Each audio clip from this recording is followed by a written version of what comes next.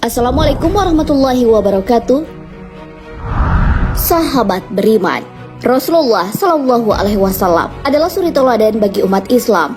Beliau mengajarkan serta mencontohkan adab-adab dalam menjalankan aktivitas sehari-hari, termasuk juga adab ketika hendak minum. Beliau melarang umatnya bernapas dalam gelas ketika sedang minum.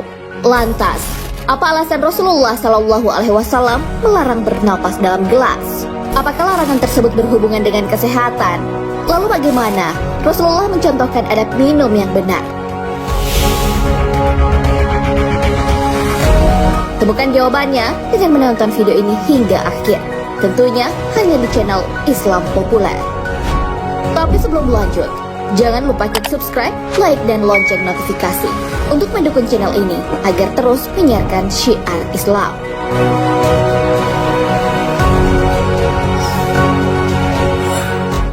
Rasulullah Shallallahu Alaihi Wasallam melarang bernapas dalam gelas. Larangan bernapas saat minum tentu punya alasan kuat. An-Nawawi Asy-Syafi'i dan Ibnu Al-Arabi Al-Maliki menjelaskan bahwa larangan bernapas dalam wadah air minum berkaitan dengan etika kesopanan dan kebersihan. Dari Abu Qadarah Al-Ansyari, Rasulullah Shallallahu Alaihi Wasallam bersabda, "Jika salah seorang di antara kalian minum, janganlah bernapas dalam wadah air minumnya." Hadis riwayat Bukhari dan Muslim.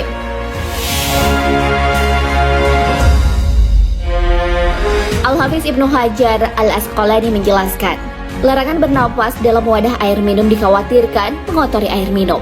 Bisa jadi orang tersebut sebelumnya makan makanan yang menimbulkan bau mulut. Alasan lainnya, karena bisa saja nafasnya menyemburkan bau yang tak sedap. Berdasarkan ilmu pengetahuan, aktivitas bernapas terdiri dari dua hal, yakni menghirup dan menghembuskan. Menghirup adalah memasukkan udara bersih yang penuh dengan oksigen ke dalam paru-paru.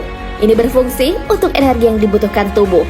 Sementara menghembuskan adalah mengeluarkan udara kotor dari paru-paru berupa karbon dioksida. Para ilmuwan menjelaskan, jika air dalam gelas bertemu dengan udara hembusan napas berupa CO2, akan menghasilkan asam karbonat atau H2CO3. Asam karbonat ini sama dengan asam arang dengan cuka yang menyebabkan minuman itu berubah menjadi asidik.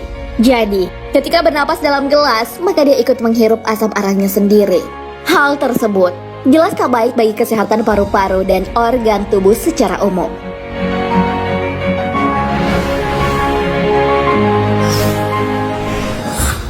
Efek buruk ketika bernapas saat minum. Islam mengatur segala aktivitas manusia dengan baik. Adab minum pun bahkan tak luput dicontohkan oleh Rasulullah Shallallahu Alaihi Wasallam. Beliau melarang umatnya bernapas dalam gelas ketika sedang minum. Tidak pula dianjurkan menahan napas hingga selesai minum.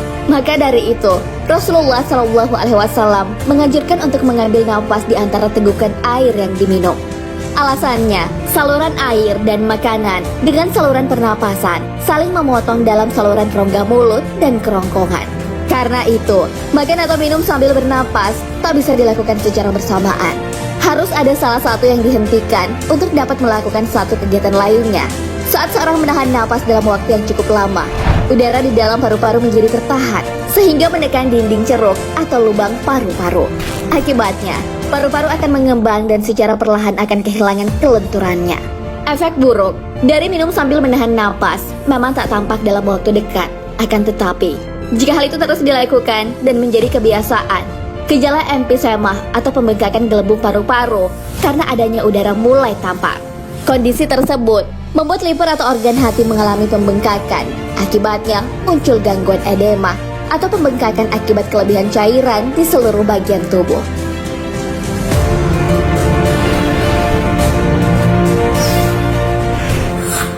Cara Rasulullah Shallallahu Alaihi Wasallam ketika minum air dalam gelas.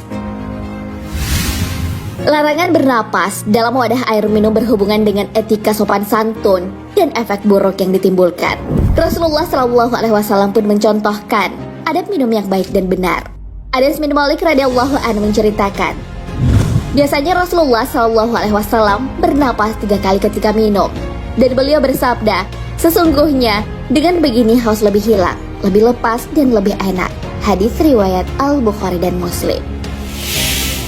Dari hadis tersebut menjelaskan Cara minum Rasulullah Shallallahu Alaihi Wasallam dengan meneguk air, lalu berhenti dan keluarkan napas di luar gelas. Lalu teguk lagi, lalu berhenti dan keluarkan napas di luar gelas. Kemudian teguk lagi, lalu berhenti dan keluarkan napas di luar gelas. Adapun hukum minum 1 kali tegukan dijelaskan dalam sebuah hadis. Jika salah seorang di antara kalian minum, janganlah bernapas di dalam bejana tempat minum. Jika ia ingin mengulang tegukan, maka singkirkan dahulu bejana dari mulut untuk bernafas. Kemudian teguk lagi jika ingin. Hadis riwayat Ibnu Majah disahihkan Al-Albani dalam Sahih Ibnu Majah. Nah, sahabat beriman, sangat detail surat teladan dari Rasulullah SAW untuk larangan minum sambil bernapas dalam wadah ternyata memiliki efek buruk bagi kesehatan. Namun juga tak dianjurkan minum sambil menahan napas. Yang demikian itu sama halnya dengan cara minum seekor unta. Dari Ibnu Abbas bahwa Rasulullah SAW bersabda, "Janganlah kalian minum sekali tegukan sampai air habis, seperti cara minum seekor unta. Namun minumlah 2 tegukan atau 3 tegukan." Hadis riwayat Tirmizi. Wallahu a'lam bishawab. Sahabat beriman, jangan lupa berbagi informasi dengan share video ini, karena sebaik-baik manusia adalah yang paling bermanfaat bagi manusia. Wassalamualaikum warahmatullahi wabarakatuh.